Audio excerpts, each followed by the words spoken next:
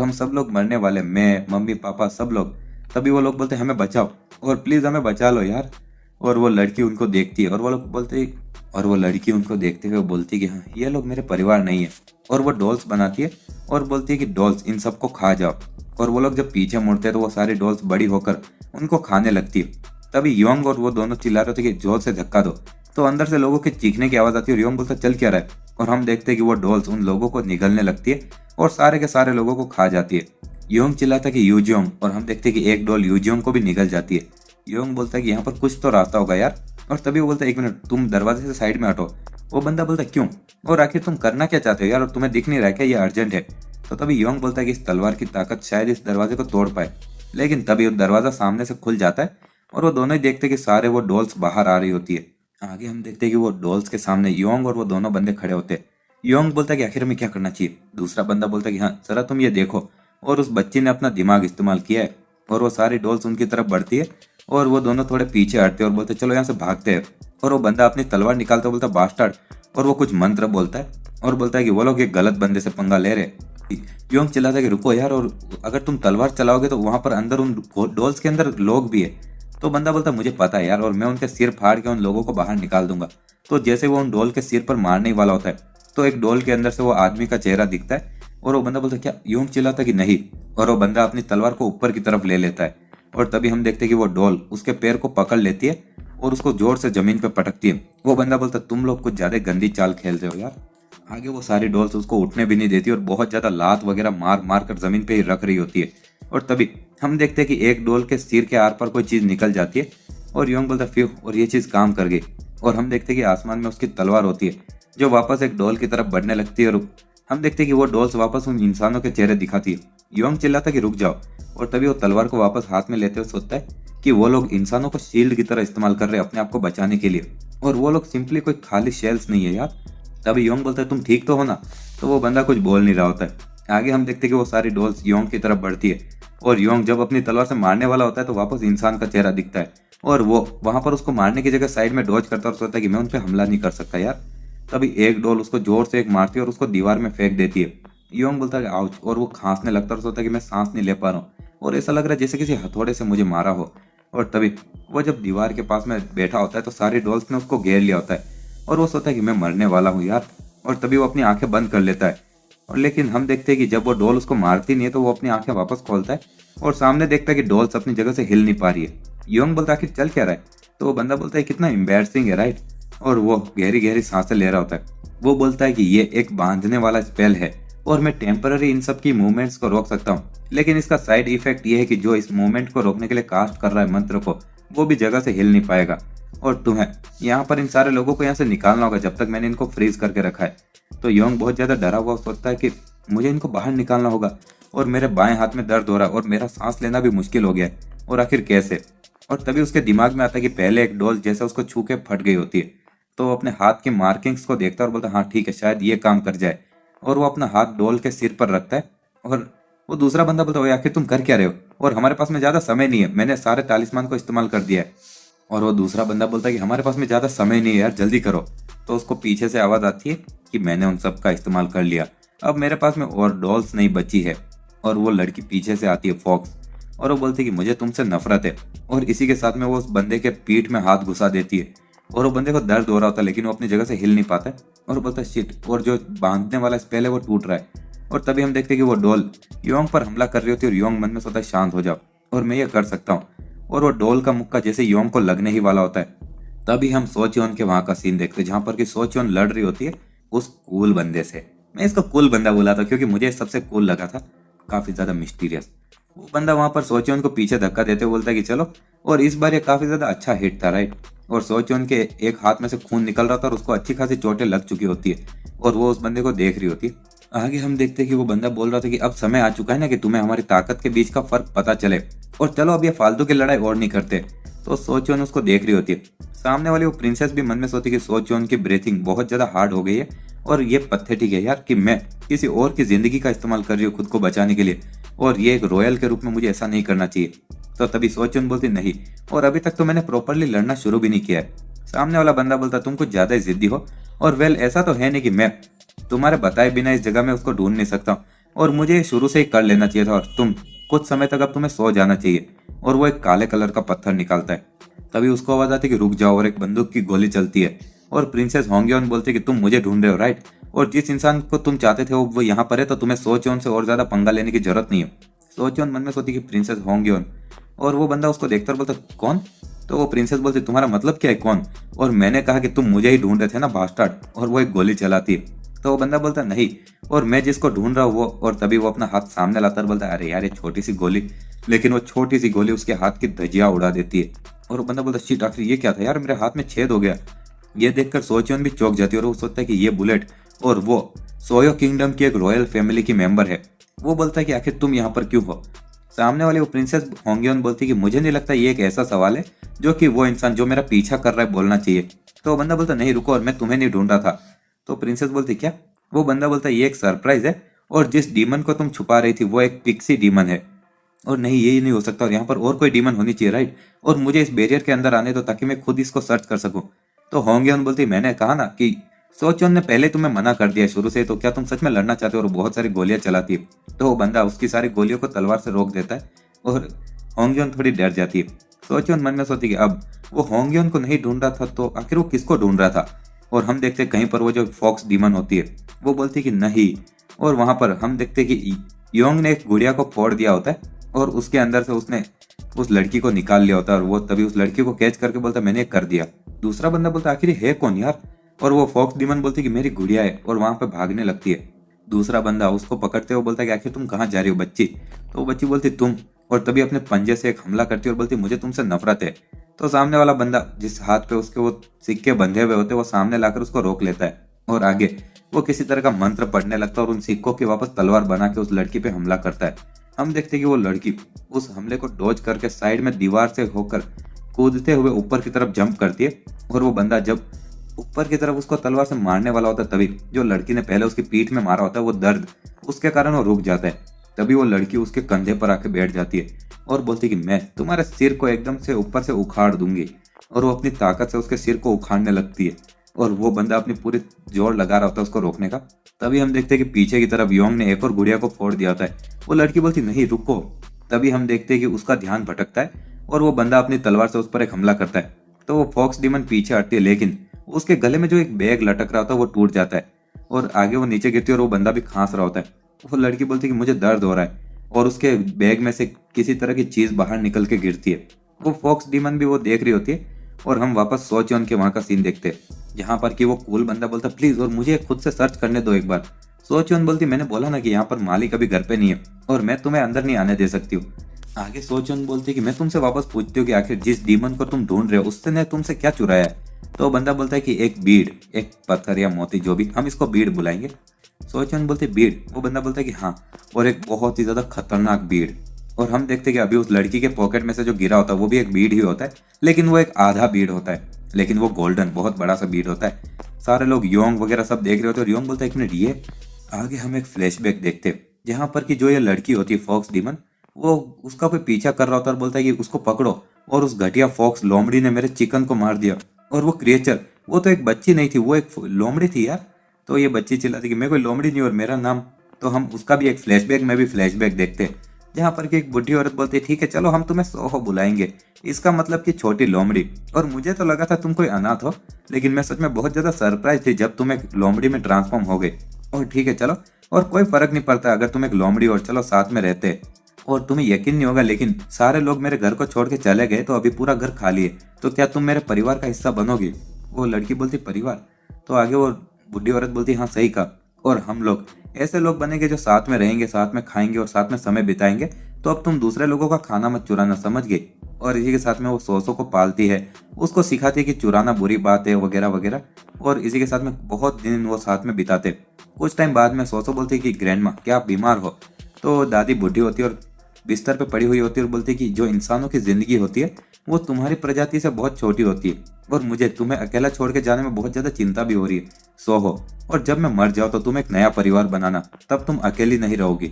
और सोहो बोल रही होती है कि ग्रैंड माँ आपने तो मुझसे कहा था कि मैं इंसानों को चोट नहीं पहुंचाऊं, तो आखिर ये इंसान मुझे चोट क्यों पहुंचा रहे? तभी वहां पर कोई औरत आती है, वो बोलती है ऐसा इसलिए क्योंकि उनको तुम्हारी जरूरत नहीं है उनकी जिंदगी में, और तुम बस उनके लिए एक बोझ बनोगी, तो तुम चाहो तो इंसानों को वापस चोट पहुंचा सकती हो। और तभी वो औरत एक बीड उसके पास में लाती है और उसके सारी चोट ठीक कर देती है। सोहो मन में सोचती है कि एक मिनट ये, और सोहो बोलती है कि ग्रैंडमा ने मुझसे कहा था कि मैं एक नया परिवार बनाऊं। तो वो औरत बोलती है कि ऐसी बात है, और क्या तुम चाहती हो कि मैं तुम्हें बताऊं परिवार कैसे बनाते, और तुम इंसानों को कलेक्ट करके और उनको पाल के परिवार बना सकती हो और वो तुम्हारा परिवार बन जाएंगे। सोहो बोलती मैं नहीं कर सकती, मेरे पास पावर नहीं है। तो वो सामने वाली औरत बोलती मैं तुम्हें ये उधार दूंगी और तुम लोगों को कलेक्ट कर सकती हो इसका इस्तेमाल करके। तो सोहो बोलती मैंने इतनी खूबसूरत बीड कभी नहीं देखी। तो वो लड़की बोलती राइट ना, और ये तुम्हें ताकतवर बनाएगी, और अगर तुम एक परिवार बनाने में फेल हो जाओ तो तुम शुरू से वापस कर सकती हो, वापस इंसान इकट्ठा करो, उसके बदले में जो इंसान फेलियर रहे वो मुझे दे देना, और वो इस बीड की कीमत रहेगी। आगे हम देखते हैं कि कई सारे इंसान मर चुके होते हैं और सोहो बोलती कि ग्रैंडमा ने तो कहा था कि मैं उनको चोट ना पहुंचाऊं। तो वो दूसरी औरत बोलती कि तुम उनको इमोशन तब तक महसूस नहीं करा पाओगे जब तक तुम उनको दर्द महसूस ना कराओ, और इसीलिए मुझे इंसानों के इमोशंस की जरूरत है, और वैसे भी वो लोग फेलियर्स थे तो तुम चिंता मत करो। सोहो बोलती फिर भी। तो वो औरत बोलती अगर तुम ये नहीं करना चाहती हो तो मुझे वो बीड वापस दे दो। तो सोहो वो बीड छुपाते हुए बोलती नहीं नहीं वो बात नहीं है, और वो लड़की बोलती तो जैसा मैं बोलती हूँ वैसे ही करती रहो, और तुम उस बीड के बिना कुछ नहीं कर पाओगी, समझी। और अभी हम देखते हैं कि सोहो के हाथ से वो बीड जा चुकी होती है और वो चिल्लाती कि नहीं। योंग उस बीड को उठाते हुए सोचता है कि आखिर ये क्या चीज़ है यार, और सोहो वहां पर भागते हुए आती है और बोलती है कि वो मेरी बीड है, मेरी। सोहो वहां पर भागते हुए बोलती है कि वो मेरी है, वो बीड मेरी है। और योंग उस बीड को देख रहा होता है और तभी उसको कुछ महसूस होता है और योंग के हाथ से तलवार छूट जाती है। सोहो बोलती है कि मुझे वापस दो, और वो योंग पर हमला करती है। दूसरा बंदा चिल्लाता है गधे और ध्यान से, और हम देखते हैं कि सोहो का जब हाथ उसको छूता है तो तभी हम देखते हैं कि एक उजाला होता है और सोहो दूर जाकर गिरती है और बोलती है कि दर्द हो रहा है। और तभी वो बंदा बोलता है आखिर ये क्या यार, और आखिर ये बंदा है कौन। और योंग वहां पर उस भीड़ के कारण कुछ महसूस कर रहा होता है और वो बहुत सी चीजें देख रहा होता है, जैसे कि वही उसके सपनों वाली औरत उसको दिखती है। लेकिन थोड़ी देर बाद में हम देखते हैं कि उसको उस औरत की लाश दिख रही होती है, वो मरते हुए दिखती है। और आगे हम देखते हैं कि योंग वहां पर नीचे गिर जाता है और उसका चश्मा भी खुल जाता है, और जो बीड होती है वो भी उसके हाथ से छूट जाती है और सोहो के पास में चली जाती है। सोहो बोलती है ये मेरी है और मैं इसको किसी को नहीं दूंगी, और इसी के साथ में वो उस बीड को निगल जाती है। और तभी जो दूसरा बंदा होता है वो अपनी तलवार से उस पर हमला करता है, लेकिन सोहो ने वो बीड निकल ली होती है, और एकदम से जब वो तलवार उसके गले पर लगती है वो बंदा बोलता है ये क्या यार, और आखिर इससे कट क्यों नहीं रही है, और डैम इट। और सोहो बहुत ज्यादा अभी जैसे टफ हो चुकी होती है और अचानक से उसको कुछ महसूस होता है उस बंदे को, और आसपास की दीवारें टूटने लगती है। वो बंदा बोलता है क्या, और आखिर ये क्यों हो रहा है यार।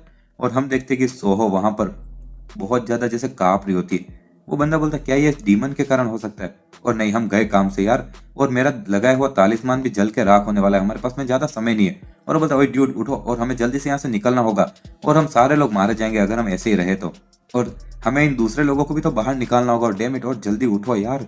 और हम देखते हैं कि सोहो धीरे धीरे ट्रांसफॉर्म होने लगती है। वो बंदा पीछे मुड़ता और बोलता शिट, और ओए, और आखिर अब तुम क्या चाहते हो, मैं ऐसी सिचुएशन में क्या करूं जब तुम भी यहाँ पर बेहोश हो चुके हो। आगे हम वापस सोचियोन के वहां का सीन देखते जहाँ पर कि वो बोल रही होती कि इस घर में किसी भी तरह के बीड्स वगैरह कुछ नहीं है, तो तुम यहाँ से चले जाओ। तो सामने वाला वो बंदा बोलता है कि मैं जा नहीं सकता इससे पहले कि मैं खुद से चेक ना कर लूं। सोचियोन बोलती कि मैंने तुमसे कहा ना कि वो यहाँ पर नहीं है। वो बंदा बोलता है कि आखिर तुम इतना पक्का कैसे बोल सकती हो जबकि तुमने कहा कि तुम इस घर की मालकिन भी नहीं हो, और मैं चीजों पर तभी भरोसा करता हूँ जब मैं उनको अपनी आंखों से देखता हूँ। तो साइड में हो जाओ।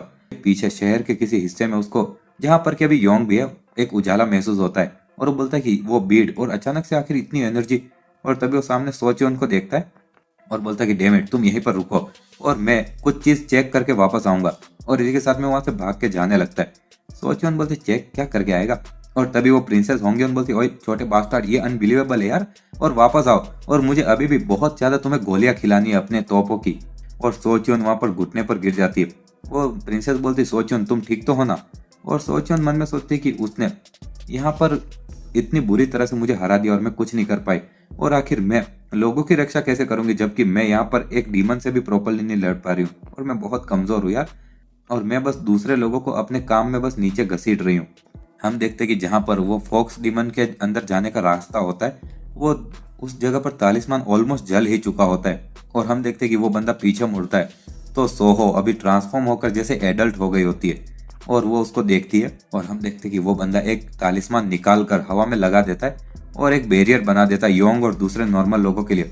वो बोलता है कि ये टेम्पररी है लेकिन ये चलो थोड़ा काम आएगा तुम्हारे। और वो 5 अलग अलग तालिस्मान निकालता है और अपने दोनों हाथ, दोनों पैर और छाती पर लगा देता है और वो बोलता है कि मैंने कभी भी 5 या उससे ज्यादा को एक साथ में जलाया नहीं है। और आगे वो बोलता है लेकिन चलो अब ये साथ में इसको जल्दी खत्म करते हैं, तुम घटिया लोमड़ी। और इसी के साथ में वो सोहो की तरफ बढ़ता है। हम देखते हैं कि सोहो की जो पूंछ होती है वो आराम से उसके हमलों को रोक दे रही होती है और वो सामने वाला बंदा फिर भी सोहो की तरफ बढ़ रहा होता है। और जब उसकी तलवार सोहो को लगने ही वाली होती है तभी सोहो की पूंछ उसको पकड़ के दूर फेंक देती है। और इसी के साथ में हम देखते हैं कि उस बंदे के एक पैर का तालिस्मान बहुत तेजी से जलता है और वो सोहो को एक लात मारता है, लेकिन वो लात बस सोहो की एक पूंछ को ही लगती है और वो बंदा वापस एक तलवार से हमला करता है। तो हम देखते हैं कि सोहो पूंछ से ही एक मार के, ऐसा लग रहा था वो कुछ मेहनत कर ही नहीं रही, बस पूंछ हिला रही और ये बंदा इधर दूर जाकर गिरता है और अपने ही बैरियर से टकरा जाता है। वो बोलता है कि वाह ये कुछ ज्यादा क्लोज था यार, और अगर ये इस बैरियर के कारण नहीं होता तो अभी मैं दीवार से टकरा जाता। और तभी वो एकदम से डॉज करता है सोहो की पूंछ को जो कि उस बैरियर को जाके लगती है। और तभी वो वहां पर उस लोमड़ी को पकड़ते हुए बोलता है कि ओए तुम, और तुम्हारा दुश्मन मैं हूँ समझी, और उसको थोड़ी सी दूर तक धकेल कर ले जाता है ताकि वो वहां पर योंग वगैरह को चोट न पहुंचा सके। और इसी के साथ में वो सोहो को थोड़ा दूर धकेल देता है तो सोहो वापस अपनी पूंछ से उस पर हमला करती है।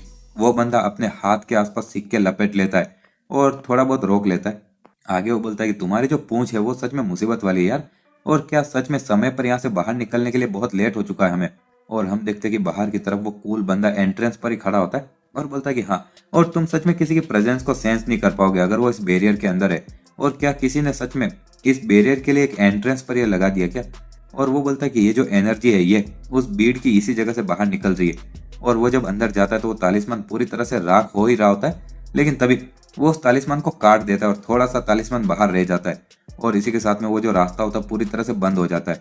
आगे हम देखते हैं कि अभी जो वो दूसरा बंदा होता है वो और तालिस्मान निकाल रहा होता है और लड़ रहा होता है। और वो बोलता है कि उसकी जो पूंछ है क्या वो स्टील से बनी हुई है क्या। और वो बोलता है लेकिन अगर मैं इसको बस हिलने से रोक सकता हूँ तो मेरा काम बन जाएगा। और वो 2 तालिस्मान को उसकी 2 पूंछ पर चिपका देता है और उस पूंछ का इतना वजन बढ़ जाता है कि वो सोहो भी उसको उठा नहीं पा रही होती है। तभी वो बंदा उसकी तरफ बढ़ता है और सोहो के सिर पर हमला करते हुए सोचता है कि अब ये खत्म हुआ, लेकिन तभी हम देखते हैं कि एकदम से उसकी तलवार किसी चीज से टकराती है और वो थोड़ा पीछे धकेला जाता है। और वो बोलता है आखिर ये क्या था यार। और हम देखते हैं कि सामने वही कूल बंदा अंदर आ चुका होता है और उसी ने इसको रोका होता है। हमें इस कूल गाय का नाम नहीं पता अभी, तो हम इसको बस कूल गाय बुलाएंगे। दूसरे बंदे का भी नाम मुझे पता नहीं तो हम उसको दूसरा बंदा ही बुलाएंगे, या फिर लाल बाल जो भी।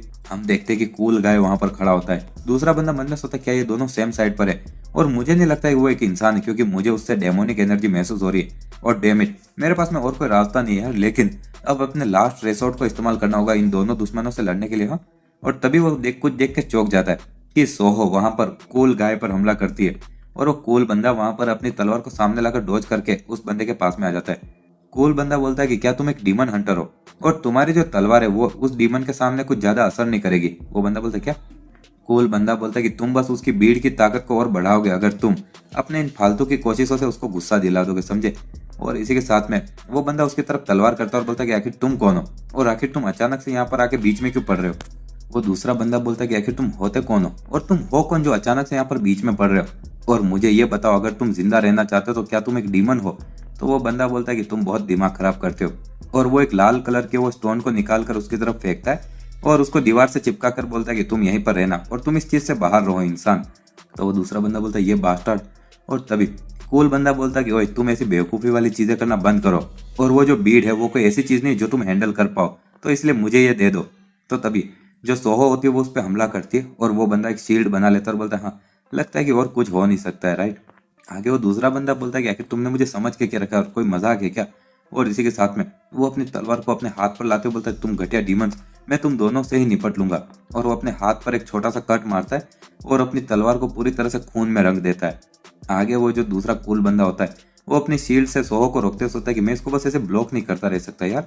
तभी हम देखते हैं कि उसको कुछ महसूस होता है और वो साइड में देखता है तो जो सोहो होती है वो अपनी सारी पूंछ को वहां पर उसकी शील्ड के आसपास लाती है और उसको तोड़ने लगती है। वो बंदा सोचता है कि वो इस बैरियर को डिस्ट्रॉय कर रही है, और तभी उसको पीछे से आवाज आती है कि मैं ये एक बार ही बोलूंगा और अगर तुम इसको डॉज नहीं करोगे तो तुम मारे जाओगे। और वो दूसरा बंदा आकर अपनी तलवार से एक हमला करता है और इस बार सोहो थोड़ी पीछे धकेली जाती है। आगे वो बंदा वापस उसकी तरफ बढ़ता है और वो कूल बंदा बोलता है रुको तुम्हारे हमले उस पर काम नहीं करेंगे। और लेकिन फिर भी वो बंदा एक हमला करता है और इससे सोहो के शरीर पर कट लगता है और वो जितने भी कट मार रहा होता है सोहो का शरीर कटता जा रहा होता है। आगे हम देखते हैं कि वो बंदे ने बहुत सारे कट मार दिए होते। सोहो कुछ कर ही नहीं पा रही होती, बहुत ज्यादा डिफेंसलेस हो जाती है और वो बस चिल्ला रही होती है। और थोड़ी देर बाद में वो बंदा वहां पर खड़ा होता है और हाफ रहा होता है। पीछे वाला बंदा बोलता है, ओए आखिर आखिर तुम इतने ताकतवर कैसे हो जबकि तुम बस एक इंसान हो। तो वो पीछे मुड़ते हुए बोलता, शट अप, तुम अपना मुंह एक और बार खोलोगे तो मैं तुम्हें मार डालूंगा। और उसकी एक आंख जल रही होती है। सामने वाला बंदा मन में सोचता है कि उसकी एक आंख डीमन की है। और तभी उनको आवाज आती है कि दर्द हो रहा है, दर्द। और हम देखते हैं कि सामने की तरफ सोहो अभी भी खड़ी होती है, भले उसका आधा शरीर तबाह हो चुका होता है। वो बंदा बोलता, तुम अभी तक मरी नहीं हो। तो सोहो चिल्लाती है कि मुझे दर्द हो रहा है, और जोर से चिल्लाती है, जिससे कि वो दोनों ही थोड़े पीछे हट जाते हैं उस हवा से ही। और कहीं पर जो योंग होता है वो जमीन पर पड़ा होता है और ये आवाज सुनता है वो भी। आगे हम देखते हैं कि वहां पर जो सोहो होती है वो धीरे धीरे रीजनरेट होने लगती है। दूसरा बंदा बोलता है उसके घाव ठीक हो रहे। कूल बंदा बोलता है कि ये उस बीड़ की ताकत के कारण है। दूसरा बंदा बोलता, बीड़? और तुम्हारा मतलब वो चीज जो उस बच्ची ने पहले खा ली थी। और कोल बंदा बोलता, तो उसने उसको खा लिया और ये जरूर साइड इफेक्ट होगा, उसने अपनी लिमिट से ज्यादा की चीज को हासिल करने की कोशिश की उसके लिए। वो दूसरा बंदा बोलता, मैंने ऐसी चीज पहले कभी नहीं देखी, और भले ही ये किसी बीड़ की ही ताकत क्यों ना हो। तो वो कूल बंदा बोलता है, ऐसा इसलिए क्योंकि ये कोई नॉर्मल बीड़ नहीं है, ये एक ऐसी बीड़ है जिसके अंदर 1000 जिंदगियां भरी हुई है। दूसरा बंदा बोलता, क्या 1000? इसका मतलब क्या है यार? और वो बोलता, होली शिट, तो आखिर हम उसके बारे में क्या करें अब, डीमन? तो सामने वाली सोहो बोलती, दर्द हो रहा है, और वो अपनी पूंछ से एक वार करती है और दूसरे बंदे का जो हाथ में तलवार होती है वो एकदम से उसको भारी लगने लगती है और वो सोचता, मैं हिल नहीं पा रहा हूँ यार। तो तभी कूल बंदा 2 बीड निकाल कर एक शील्ड बना लेता है और बोलता, मैं तुम्हें एक डील देता हूँ, और अगर तुम मुझे उस डीमन से वो बीड चुराने में मदद करोगे तो मैं तुम्हारी मदद करूंगा। दूसरा बंदा बोलता, क्या? और मुझसे झूठ मत बोलो, और आखिर मैं तुम पर कैसे भरोसा करूं? कूल बंदा बोलता, चलो ना एक दूसरे से ईमानदारी से बात करते हैं, और हम दोनों की ही अभी हालत खराब है, और अगर हम लोग वहां पर उस डीमन से बीड को अलग नहीं करेंगे तो ये पूरा एरिया ही तबाह हो जाएगा। और साथ ही में तुम यहाँ पर उन इंसानों को बचाने के लिए आए हो, राइट? और मैंने जो तालिस्मान तुमने एंट्रेंस पर छोड़ा था ना, उस पर एक मार्क छोड़ दिया है, तो मैं तुम्हें वहां तक ले जा सकता हूँ। दूसरा बंदा बोलता है कि तुम चाहते हो कि मैं एक डीमन के शब्दों पे विश्वास करूं? तो वो बंदा बोलता है कि तो चलो साथ में मिलकर यहाँ पर मरते हैं। और वो दूसरा बंदा वो देख रहा होता है। कूल बंदा बोलता है कि तुम ये डील ले रहे हो, राइट? तो वो दूसरा बंदा बोलता है ठीक है, और अपनी आंखें बंद करता है। लेकिन अचानक से हम देखते हैं कि वो बोलता है, लेकिन एक सेकंड रुको, और मुझे पहले एक ब्रेक लेने दो यार। और उसके मुंह से खून निकलता है और वो वहां पर बेहोश होकर गिर जाता है। कूल बंदा बोलता है, एक मिनट रुको, और आखिर अगर तुम इस तरह से आराम करने बैठ गए तो मैं क्या करूंगा? और आगे वो बोलता है, अबे यार, उसको पीछे से आवाज आती है कि ये सही नहीं है। और वो पीछे मुड़ता तो वहां पर योंग खड़ा होता है और बोलता है, तुम्हारा तरीका गलत है।